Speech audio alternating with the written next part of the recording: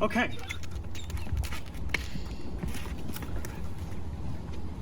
Okay, guys, this was a hard video to watch. I decided to look this trainer up yesterday because I kept hearing his name pop up in different channels and stuff that I belong to. And I'm always curious if there's a trainer out there and I can learn something, or, I love to see what's out there. I love to watch other trainers. So I thought, I'm going to check this guy out and see what he's all about. This was the very first clip I've ever seen of his work. And it was so bad yesterday after I watched it that I couldn't even record. I couldn't do anything. I was so upset because there's so much wrong with this video. And I'm going to explain all of that because I think it's really important that people see that just because somebody calls themselves a trainer doesn't necessarily mean that they are able to communicate with the dog. And this is a really good example of that here. So I'm sorry. I got to start this off by saying I'm sorry. I'm sorry that I can't always be positive, but this is one of those times where my gut just says, Colleen, you need to speak up for the dog because people are actually watching this and they're not seeing the full picture. So stick with me, guys. It's going to be a doozy.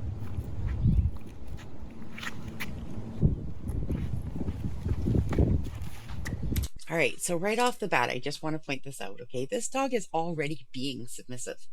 It's already being submissive. It's laying down. Its tail is tucked between its legs. It's lipping. For the life of me, I'm going to be able to say that correctly just once. It's lip licking. It's every sign, every ounce of this dog's body is saying, okay, I give up. I'm listening. What it's reacting to right now is this constant pressure. It can't get any release. It doesn't know what it's done wrong. It doesn't know what the human wants. All it knows is this human is attacking it, holding it down, forcing it down, and now he's going to try and pull it up. And so it's this constant pressure, and all the dog is trying to ask is why? What do you want from me? Tell me what you want from me.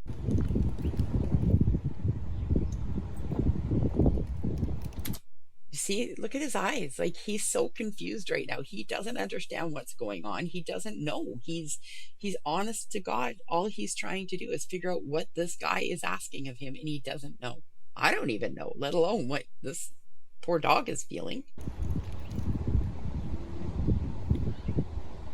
You see how he's licking his lips? He's trying so hard just to soothe himself, to calm himself. He's making eye contact with the owner to say, or to the handler, what do you want from me? I don't understand.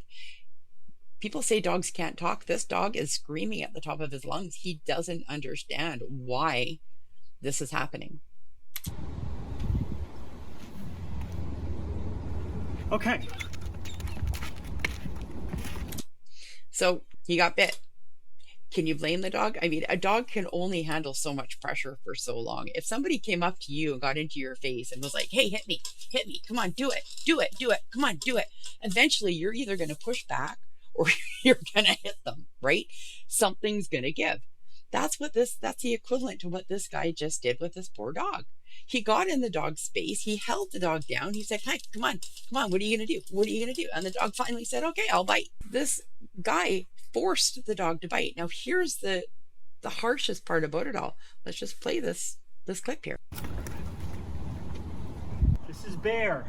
All right, so the dog bit the handler. The handler retracted, so he pulled his hand away, and that was it. So the dog won, which I'm sorry, I'm totally on the dog's side at this point. I'm glad he got that bite in because he deserved it. I'm sorry, he did. This guy deserved every ounce of that bite that he got. He did not release pressure. He didn't give the poor dog any kind of escape or any way to do right. All he did is punish the dog for doing absolutely nothing. Didn't allow him an escape or any way of rectifying whatever situation this handler has in his head. And then when finally the dog said, okay, you want me to push you? I'll push you. And he gave him a bite. And then the handler retracts, so he takes his hand away, and that's the end of it. So the dog's just learned from now on, if somebody gives me pressure, I bite. Okay, I got it. Lesson learned. So he hasn't really, the only thing he's done is train this dog to bite to pressure. That's all he's done. This is one of the most dominant dogs we've ever had here. You just saw that little fight. What I saw was a very submissive dog being bullied by a so-called trainer that literally bullied an innocent dog for no reason. Let me get this. I want to make this very clear. Dogs use the alpha roll. I am 100% for using the alpha roll. Okay. I use it in my own training when I'm working with clients' dogs. I do not have a problem with the alpha roll. My problem is that when it is not done correctly, you get scenarios like this. Dogs together, wolves in the wild, they do use the alpha roll, but it's under very, very specific circumstances. It is never just, you'll never just see one dog walk over to another dog and put it in an alpha roll. That doesn't happen. You'll see body language, you'll see shouldering, you'll see chin, what they sometimes refer to as chin guarding, where they take their chin and they rest it on the shoulder of the other dog. There's a whole kind of dance that goes on between the two animals before finally, when animal A doesn't give in to animal B's pressure, animal B says enough, and he throws him on his side. As soon as he puts him on his side, he takes that pressure away. And I'm going to show some clips here of that exact scenario happening so you can see what I'm talking about. And then we're going to get back to this. Okay, so please stick with me. This is a very passionate video. I'm sorry. Stick with me here, okay, guys? Please. Notice he knocks the dog down and instantly backs off. Now the dog's going to pop back up again. He's going to jump back in and make the dog lay back down. Again, knocks the dog down, does the alpha roll, and backs off right away. He's not keeping pressure on the dog. Dog lays down, he instantly moves on.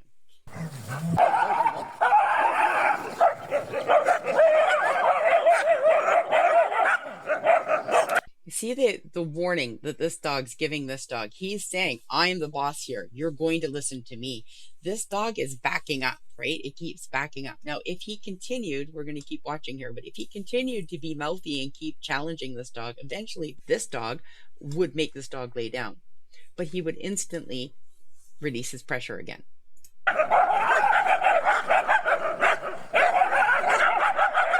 Every time he lurches forward, this dog backs up, right? So he's giving into the pressure.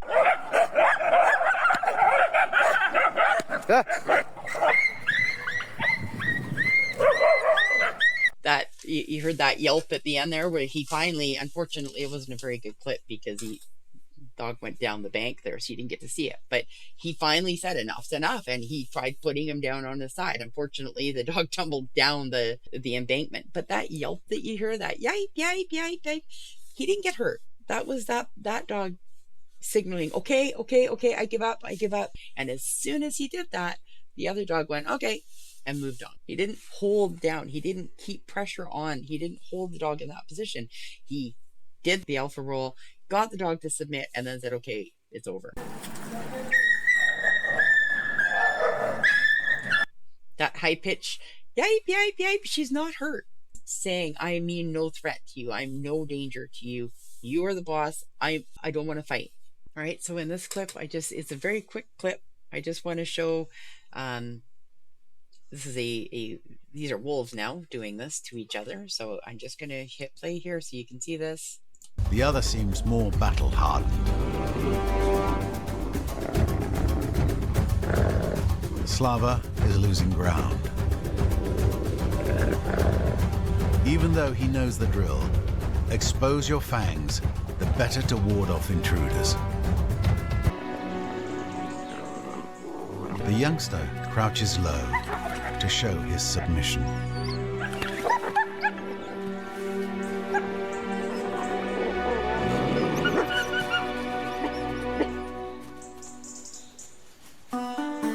All he wants is to be part of Slava's pack.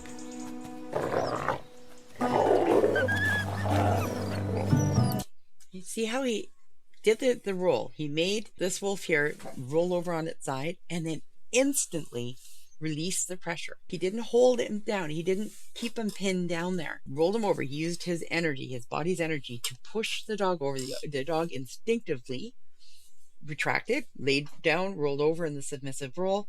And as soon as he did that, that was a signal to this guy that, okay, he's no more threat. I'm the dominant one. And he released the pressure and went back to what he was doing. That is a true alpha roll. That is what we're trying to accomplish when we actually do this with our dogs during training. A lot of breath because I'm out of shape. This is for you folks at home that have a dominant dog. Bear came to us a week ago. Please, guys, please. First of all, this dog so far has not shown any dominance. It may very well be a dominant dog. What I'm saying is, from the clip that I've seen so far, I haven't seen any dominance at all. What I've seen is a very confused husky. Please, if you're gonna listen to whatever, Colleen, just shut up and let's just keep hitting play. This is so hard, guys. Go. We're still doing the battle. I'm still doing the battle with Bear, and I'm not gonna lose. Okay? This dog is growling at the guy in the house whenever the guy would step over him. Okay? All right, so we're going to stop right here. Sorry, I'm going to play another clip. This is my clip of my scale that I've been using in my most recent videos. I'm going to start putting it in all of my videos here. This is my dog scale. So when I go in to assess a client, what I'm looking at is, where on my scale is the dog. What I want you to do is watch this quick clip here of me explaining the scale, so that when we're watching this dog from here on in, I want you to use my scale on this dog. Okay, so play, and we're going to watch the clip, and then I'm going to come back to this. So I just want to explain my scale. This is a scale that I use when I'm assessing dogs when I go to a client's place. So 0, level 0, they're sleeping, they're out cold, not a problem. Level 1, they're resting, they're awake, they're kind of watching what's going on. Maybe they're doing a gentle pant. Nothing, no, they're not participating. They're not following us around. They're not doing any of that. They're just laying there watching. Level 2, now they're walking around, they're sniffing, they're panting, they're playing with toys respectfully. They're still not getting in our way. They're not bugging anyone. They're with us, being part of the family. Level 3, now they're starting to get excited. Okay, so now we're getting more of a fast tail wag, body's wagging. Maybe they're whining. They're attention seeking. They're taking, if you've got a dog that likes toys, he's bringing those toys. He's squeaking them really loud, or he's bringing them to you and demanding your attention. And he's unable to settle at this point. So you give him a command to go lay down or go settle down, and he just can't. Level 4, now we get into more severe problems. Right now they're jumping, maybe they're pulling on the leash, they're digging, they're chewing on objects that are on the floor, the furniture, they're starting to bark. And keep in mind that they can still do all of these other things in these other levels, right? Like, you might still get whining and attention seeking, but this just means that there's more stuff going on. So they're escalating up to almost an unmanageable point now. Level 5 is where we start really seeing major problems, which is, they're destroying your furniture, your house. There's heavy panting sometimes, excessive barking. When you walk, they're scanning for threats. It's growling, snarling, fighting, and possibly fighting with a sibling, another dog in the house, or just overall being a little mischief maker. So that's a very simplified way to look at when I say a dog's at a 2 or a dog's at a 4. This is what I'm talking about right here. Okay, so our goal as the owners or as handlers, we want to keep our dogs between a 0 and a 2. That's the perfect zone, right? If we're out walking, we're taking them for a walk, maybe we're throwing the ball for them, they can start to get into, a 3 a little bit, but we really do want to keep, every time we start seeing our dogs start to get a little bit more excited, we want to ask ourselves, okay, what level are they at? We want to try to keep them at that level. So as soon as we start seeing them rise up, we say, knock it off and settle them back down. It's a lot easier to keep our dogs at a level 2 and correct them just as they get to a level 3 than it is to wait for our dogs to get to a level 5 and then try to get them to a level 1. It just doesn't happen. They're just too far gone at that point. What he's talking about here, the owner walked over the dog was growling at him. First of all, walking over a dog is a sign of dominance, right? So when dogs want to claim something, they stand over it. Whether it's a bone or a toy or whatever, they put their whole body over it. So as a human walks over a dog, that's a very dominant position. Even some of the most submissive dogs don't like to be stepped over. It doesn't mean that you can't train them to accept it. There are circumstances where we have to step over our dog, and it is a good idea to teach them that being stepped over is just that. It's not a dominant thing. But that's a whole other thing. So what this dog's being labeled as is being aggressive because he growled at an owner stepping over him. So anyways, let's get into it here. So what I want you to start doing is watching this dog and asking yourself, what level is he on my scale? That's what we're going to do. The dog, when they were leaving, the bear was lunging and biting the guy, and the guy would just keep pushing him off, saying stop it, and the dog would just keep lunging and biting the guy.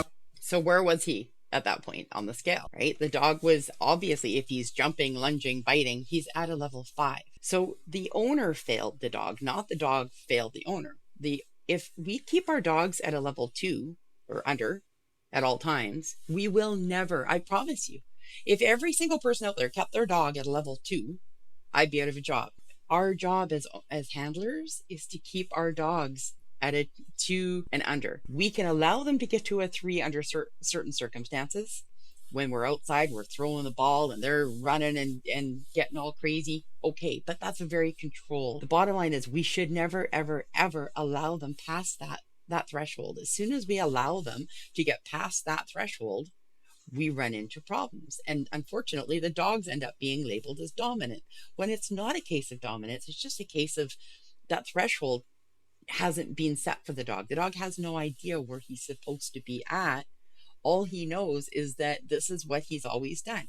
I jump, I bite, or mouth, I get in my owner's face, my owner pushes me off. Haha, it's a fun game. He never learns that I need to keep calm. It was like having to put him down. Bear would just keep doing the thing. He had no give in him. Bear has no give in him. He was never taught to have given him. He was never taught how to self-soothe, how to calm himself, how to regulate his emotions. When dogs are taught to stay at a level 2, they learn coping skills to deal with their excitement. They know they're not allowed to go to a 3, so they start calming themselves down at that level 2 on their own instinctively. Sometimes we have to give them reminders, but it's a lot easier to keep our dogs at a level 2 than it is to bring them to a level 2 from a level 5. Till now he actually does, okay? Because I am the boss. You need to be the boss. No, he's not. He is definitely a level 2 right now. He's nice and calm, but that's not because this guy has done anything to him. It's just 100% circumstance. He's been sitting here calmly talking to a camera. He's not really interacting so much with the dog right now. So the dog is just self-soothed and calmed himself down naturally. It has nothing to do with what this trainer, I hate using that word on this guy. I'm sorry, he's not a trainer. If this is the kind of stuff he's putting out, this isn't training. It's bullying. It's not training. So I'm sorry, I'm not going to call him a trainer. From here on in, I'll just call him the human. Okay? What does that mean? I'm going to tell you what that means. Bear's one of the most dominant dogs. By the way, dominance doesn't mean aggression. Dominance is an attitude. This dog, when dogs are truly dominant, he's right, not all dominant dogs are aggressive, but when dogs are truly dominant, one of the telltale signs is they hold their tail up nice and high, their head is up nice and high, their ears are forward, they're usually always scanning because they're watching their environment. They always have to be kind of on guard or on edge. This dog, his tail is super low. Like, it's not submissive by any means, but it's not up high. He's not flagging. He's not telling every other person and dog in the vicinity that I'm the boss. His ears are side. They're not forward, pinned forward. His eyes, he's just gently kind of glancing around, watching. He's not in a dominant position at all. my dog came out, Prince, who you've met, who you've seen in videos, Bear just went up to him and just stared him directly in the eye until my dog was like, okay, dude, my dog doesn't want to fight. Bear doesn't want to fight. This guy goes around his whole life, is going around not being aggressive. He's only a year, so he hasn't learned to be aggressive. But he goes around and he mean mugs every dog. There's no give in this guy. If there's no give in the dog, it's because that hasn't been taught. He certainly seems self-confident from what I've seen. Like he's definitely not a submissive, running around scared of everything. But this no give in the dog, I mean, he immediately went down when this guy tried to push him up down into the alpha role. I'm sorry, but a truly dominant dog would never have allowed that to happen. As soon as you try to put him down like that, he would have been right back up. This dog, as soon as you put him down, went, okay, what do you want? He's the one who pushed it by holding him down. Again, that's not a dominant dog so far. And if a dog were to go at him, he'd go back to the dog, I'm sure. No one challenges him though. I challenge him. You challenge him.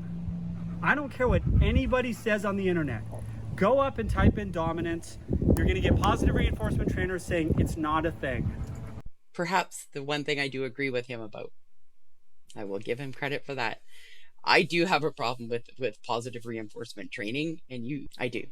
Okay, because positive, no, I'm not going to get into it, Colleen. I'm not going to do it. Okay, I'm doing my best to just stay out of that. But what I will say is that I'm going to give them that. Okay, there is definitely positive reinforcement trainers. A lot of them believe that the alpha role has been debunked, and it simply hasn't, as I've already shown clips of dogs doing it to themselves in real life time. This is just clear dog communication. So it is a thing. It is absolutely a thing. There's a reason when I have 15 dogs out here, there's no fights, because I am the boss. There's a reason. I don't know, I'd have to see the dogs, but a pack of well-balanced dogs can get along without a quote-unquote boss human. It could just be that one of the other dogs in that pack was the leader. I don't know. I think it's fair to assume that just because he has 20 dogs running around and they're not fighting, that he's the boss. Maybe I'm being a little nitpicky on that though. That bear, except for that moment right there where he said, I'm gonna lay down, and I said, no, you're gonna get up, and he said, and he mouthed my arm. That hasn't happened in a week since he's been. He didn't, hold on, no. You grabbed the dog in a very dominant position. The dog did instinctively went to roll over, because that's his instinct to say, okay, something's dominating me, I better roll over. He didn't decide to lay down. He went with his instinct, which was to roll over, which is exactly what he should have done. Here, but I also haven't tried to do that. So here's what you do with your dominant dog. Here's the exercises you need to do. Everything you says goes. It is not okay for your dog to run your house. Now, listen, there's dominance in. I don't even know what he's saying at this point. Absolutely, I agree that you need to set rules and boundaries for your dogs. As I've said in my own dog scale there, our goal is to keep our dogs below, a 2 or below, right? That just goes without saying, right? So we don't, every time they start to creep up into that 3-4 zone, we're correcting them right away and we're getting them back down to a 2. That is what I guess he's trying to say. But I mean, if you have to walk around and constantly micromanage your dogs because every time you turn your back, your dog's jumping from a 2 to a 5, then you're doing something wrong. Because it should become instinctual to the dog to just stay at that nice calm level.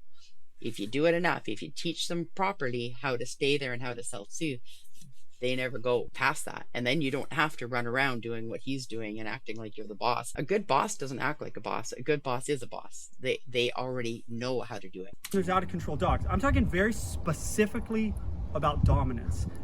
How do you know if your dog's dominant? Well, there's dominance to people and there's dominance to dogs. Your dog just not being aggressive. Your dog just mean mugging dogs, just staring at every dog until a dog submits. That's dominance. Your dog lunging at you. He keeps pulling on this leash. Like, why? Like, I'm not quite sure what he's trying to prove here. What he's saying about that, I already explained how, what a dominant dog is or what the signs are for a dominant dog. Yeah, they tend to walk around making eye contact and being confrontational. That is absolutely a dominant dog thing. I guess, is that what he's trying to say? And biting you, not hard, but play biting you, and then you kind of telling him to stop it and them just saying, I don't care what you say, right? It's a gut feeling on whether. No, it's not a gut feeling. It's the bottom line is you have to follow through. If you say something to your dog, if you give your dog a command and it refuses to follow that command, you must, as the handler, follow through. If you step back as your dog is jumping up on you and you step back, the dog has just dominated you. That has nothing to do with gut. I think that has more to do with physics. I could be wrong, but That's just a power thing there, right? So it has nothing, again, doesn't, I know a lot of super submissive dogs that when they get excited, when their owners come to pick them up from my grooming salon, they get super excited and they jump up. Doesn't mean they're a dominant dog. It just means that they haven't been taught how to self-soothe and how to stay calm. Your dog's dominant. Out of control puppies doesn't mean it's dominance. This isn't an out of control puppy. This guy's actually a chill dog. There you go. He is a chill dog. He is. So far, I have not seen any dominance. But he's the boss. You just sense it when you meet him. You sense it. You know it in your own dog. Okay? So, this is Bear. Bear, or your dog at home, everything you say goes. There's no more jumping on you. You're going to knee them, and it's not going to feel good. You do not have to knee your dog. You don't. And that isn't me trying to, be a positive reinforcement. I'm not. I identify as a balanced trainer. I do not believe that there's a cookie cutter approach to dog training. I don't think that one way works on every dog. But I will say with confidence, you do not need to knee your dog. Just walk into them. Just walk. Just move your body towards the dog until the dog's feet naturally hits the floor. And that is the lesson. You don't need to knee them. There's no more not coming to you. Use treats, do everything, but when they don't come, you go get them. There's no... Okay, so that's a whole other lesson, but when you're teaching your dog recall, right, I always recommend that you start with a leash. You start with a fairly long leash, a 20-foot leash or whatever, as the dog runs, goes off doing his own thing, and you call him. As soon as he doesn't come, you pull the leash in and then give him the treat when he gets to you. If every time, this is one time that I do firmly believe that treats are a godsend, or toy, whatever, because they're great. You want to teach your dog, every time you call him and he comes, every good thing happens when your dog is with you. So that way they get to the point, they hear their name and they come to you, they know that they've done good. Right? That's called marking. So as soon as a dog walks to you and you give them that treat, that you do that with a leash first. You don't try and do that exercise until he consistently comes to you every single time on a leash. Once he gets to that point, and you start in your house, is usually a good place to do it, start in your living room or whatever. Once he's gotten to the point where he 100% comes every single time you take the leash, or he's on the leash and you call him, then you take the leash off and you move on to off leash. He doesn't get the treat until he comes to you. You'd be amazed at how fast your dog will learn that every time I hear the name, I have to come in. And you don't always have to use treats, and I will make a whole video on recall training because it's great, and I firmly believe it's one of the first things all dogs need to learn. But this here, what he's saying, if you call your dog and your dog doesn't come, you have to chase it. Well, that's just going to reward the dog. That in itself is going to open up a whole other ball of worms. So no more rushing through doors. Use a leash, open that door, they rush out the door, give them a correction, flip around. Right? This is. Yeah, I do believe that we should teach our dogs right away that an open door is not an invitation to go. Humans must go through a door first, dogs come in second. We need to invite our dogs through. I'm not sure what he means about the whole flipping around, and he doesn't explain any of that, but I guess that's not what the purpose of this video is. What he's trying to explain, and I'll give him credit for that, is that, yeah, there has to be respect. What I say is that the dog has to be at a level 1 before you even try to take them out for a walk. They should be nice and calm. I go through this. This video is going to turn into a 10-hour video if I keep rambling, so let's hit play. Just training stuff, but this helps the dominant stuff. Then here's some specific dominant stuff, okay? When the dog is in the hallway and walking towards you or sitting there, you are walking and you do not change your walk. You walk directly into the dog. If the dog goes, oh my gosh, and falls over, you don't want to like knock them over, but you're moving. You're going places, okay? Make the dog move for you. Like, that was kind of mean right there because he was just chilling in an open. Oh, don't start apologizing now. You've been mean pretty much throughout this whole video, Jane. Jerking him around on his chain. I don't know. I'm trying to think what I do with my own dogs. Do I mean, no. I mean, my dogs are very, very respectful. They respect me 100%. But I'll easily walk around them. I'm sorry, I don't think that making my dog, me being a jerk and making my dog move just because I don't want to move an extra inch is fair. We have to be, I think it's mutual respect, right? If my dog's sound asleep in the living or on the floor in the hallway and I want to walk by, I'm going to skirt around him. Maybe that's just me. That has nothing to do with dominance. In space, but the dog displacing an animal, displacing a human is a dominant move. Okay, and you need to do that.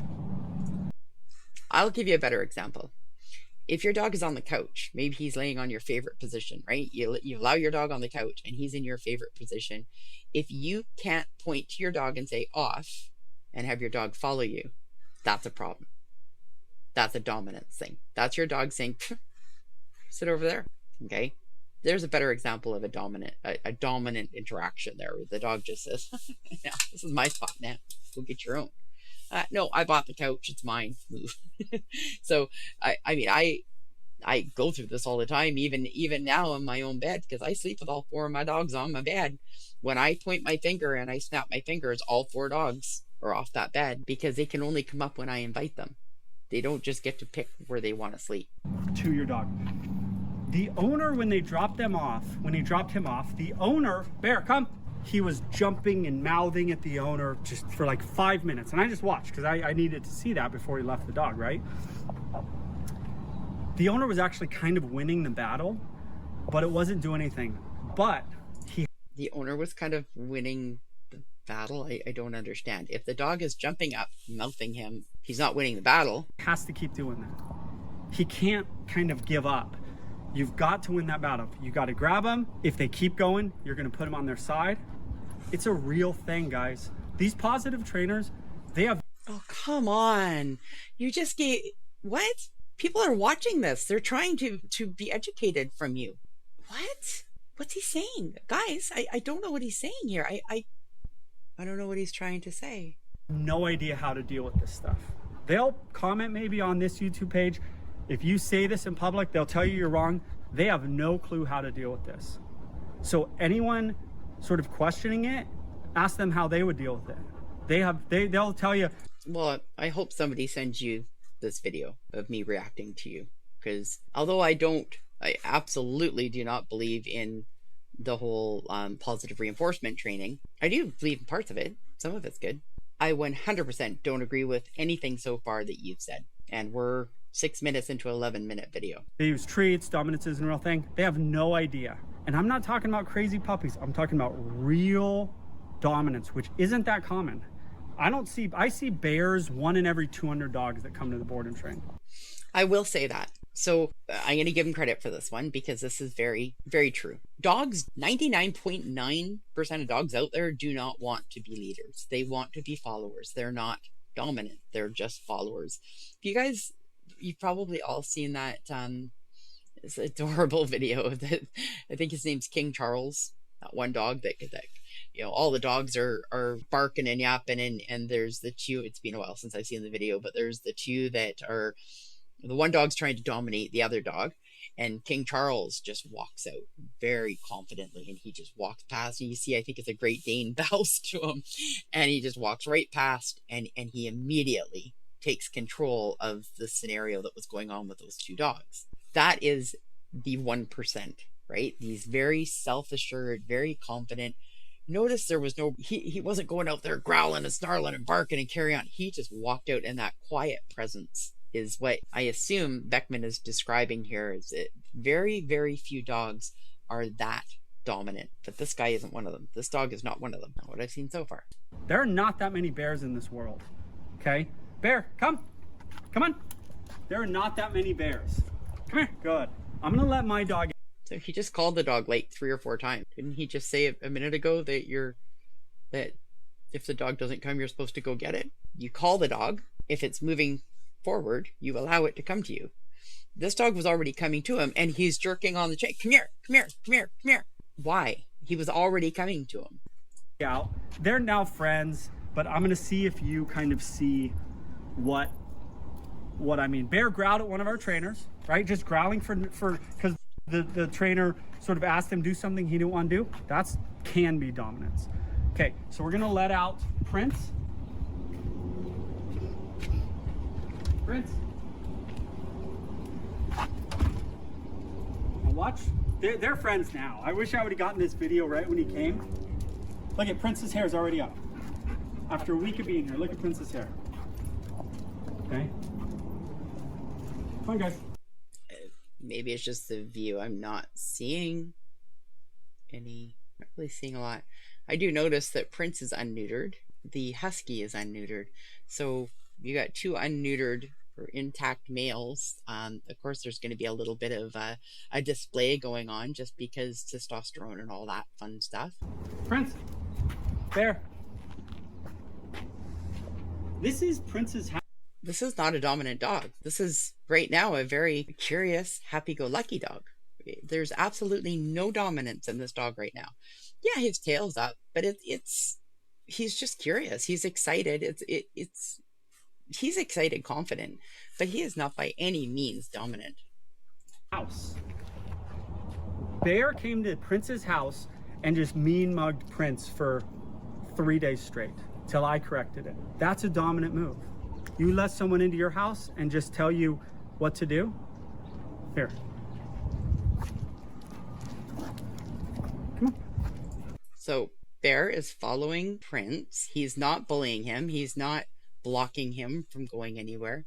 That's a follower dog. That's a follower position. This dog is saying, hey, what are we going to do? And following right along with Prince. Again, not a dominant dog. A dominant dog would be cutting Prince off all the time, would be putting his chin on Prince's shoulder, peeing wherever Prince peed, he'd be peeing.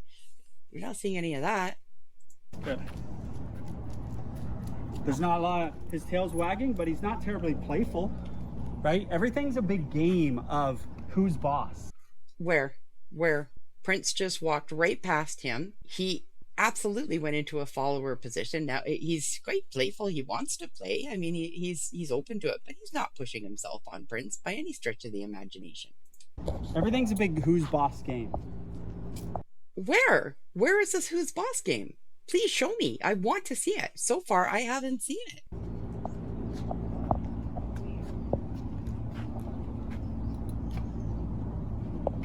None of this is bad, by the way. On its face, it's okay, right there. That was perfect. I just want to, I'm going to show that again.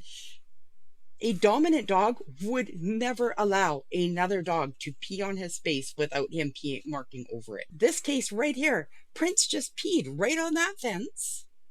And Bear he saw Prince pee there. He didn't even think, it did not even cross his mind to go and mark that spot. Let's just play it over again here. Right here. Okay, so let's watch. Okay, Prince is peeing right here. Bear, hey, what are you doing there, buddy? He knows he's peeing. None of this is bad, by the way. Bear smelt it. He kept a very healthy distance away. He smelt it, and then he just watched as Prince jogged away. There was no dominance there. On its face, it's not bad, but together, lunging at the owner, growling at the owner occasionally, mean mugging other dogs. It paints a picture of a dog that needs to give in. I'm sorry, I don't see it. I just don't see it. I agree that dominant dogs need special treatment and so forth, but I'm not seeing it with this dog. To give in to somebody. He needs to give in to another dog. He needs to give in to the owner. He needs to give in to me. That's my main goal with Bear, is for him to actually rehearse giving in to somebody. Then he's going to go home. He already knows how to give in. He already knows. You proved that in the beginning of the video when you went to just randomly flip him over for absolutely no reason, and his instinct was to roll over. You're the one who stopped him from rolling over as he tried, and you held his head up. You're the one that prevented instinct here, not the dog. And he's going to give in to his owner much easier, but it's taken weeks for this guy to give in. It's a battle. That may be so, but I'm not seeing it in this video. If this video is to prove to us that this dog is so dominant that you have to do these things, then show us that side, because right now I have not seen any of that. And you can't live like that with a dog. You just can't live with this dominant dog He's not going to be able to be around dogs if he didn't learn this stuff. He's not going to be able to be with the owner, right? No, and they were good, but nobody knows, very few people know how to do this. So you got to displace them. You got to follow up. You got to stand tall, okay? I'm serious around this guy. You do have to stand tall. Yeah, you have to be, weak energy around a dominant dog is just a disaster, because the dog just walks all over you. So you do definitely have to be self-confident. You have to follow through. Absolutely. I'll give him that. You do have to follow through. I think my problem that I'm having is that it's a mismatch here. This dog isn't dominant. And maybe it's because, I don't know, am I giving him too much credit? Maybe it's because of what he's already done in the week, but 5 minutes ago, he was biting him. So, and the reason he was biting him wasn't because he was dominant. It was because of the whole pressure thing. So I don't know. Like, when I say something, I mean it. Let's say I wanted him to stop smelling,